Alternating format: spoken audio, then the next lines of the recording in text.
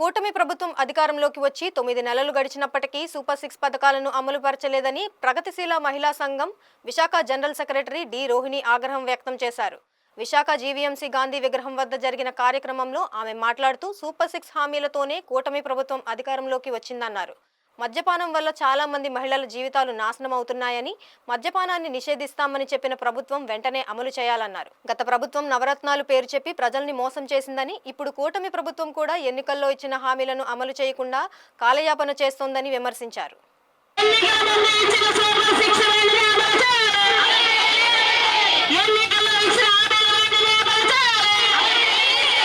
Super 6 పథకాలని వెంటనే అమలు చేయాలని డిమాండ్ చేస్తూ పీఓడబ్ల్యూ రాష్ట్ర వ్యాప్తంగా పిలుపునివ్వడం జరిగింది. ప్రభుత్వం అధికారంలోకి రావడానికి కూటమి ప్రభుత్వము తాము ఎలక్షన్ సందర్భంగా ఇచ్చిన సూపర్ 6 హామీలు ఆ విధంగా పనిచేశాయి.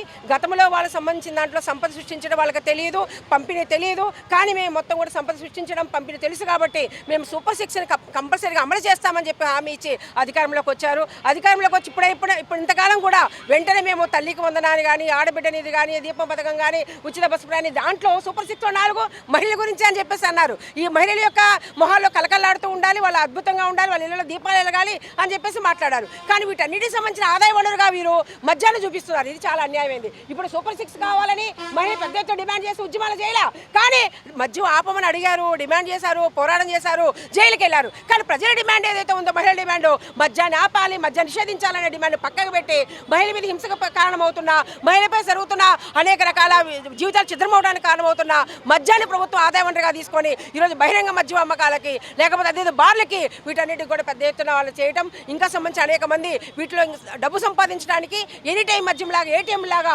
ఈరోజు మద్యం తీసుకురావడానికి ప్రభుత్వం పనిచేయడం అనేది చాలా అన్యాయమైనది. కాబట్టి దీనికి ఆదాయ వనరుగా ప్రభుత్వం చేసుకోవద్దు. సూపర్ 6 ఏదైతే హామీ ఇచ్చో అధికారంలోకి వచ్చిందో వాటిని అన్ని అమలు చేయాలి. లేకపోతే అమలు కాని, అలివి కాని హామీలు ఇచ్చి అధికారంలోకి వచ్చిన ఈ ప్రభుత్వము మరొకసారి ఇట్లాంటివి కనుక వాగ్దానాలు విఫలమైతే వీళ్ళు అనర్హులు అని చెప్పే విధంగా ఎలక్షన్ కమిషన్ వెంటనే నిర్ణయం చేయాలి. అలా కూడా కానట్లయితే వెంటనే ప్రభుత్వం క్షమాపణ చెప్పాలి. నేను మొత్తం కూడా వీటిని పరిశీలించలేదు, మేము ఈ యొక్క లోతులు అంచనా వేసుకోలేదు, మేము పొరపాటు చేశాం కాబట్టి ఈరోజు మేము వీటన్నిటి కూడా అమలు చేయలేకపోతున్నామని ప్రకటించాలి. అట్లా కాకుండా ఇంకా మేము అమలు చేయాలని మీద పనులు వేయాలి, పనులు వేయమంటారో చెప్పండి, ఇంకా ఏం చేయమంటారో చెప్పండి అని చెప్పేసి మాట్లాడటం అనేది అన్యాయమైంది. కాబట్టి ఇమీడియట్గా ప్రభుత్వం ఎన్నికల వాగ్దానం ఏదైతే ఇచ్చిందో సూపర్ 6 వాటిని అమలు చేయాలని డిమాండ్ చేస్తున్నాం.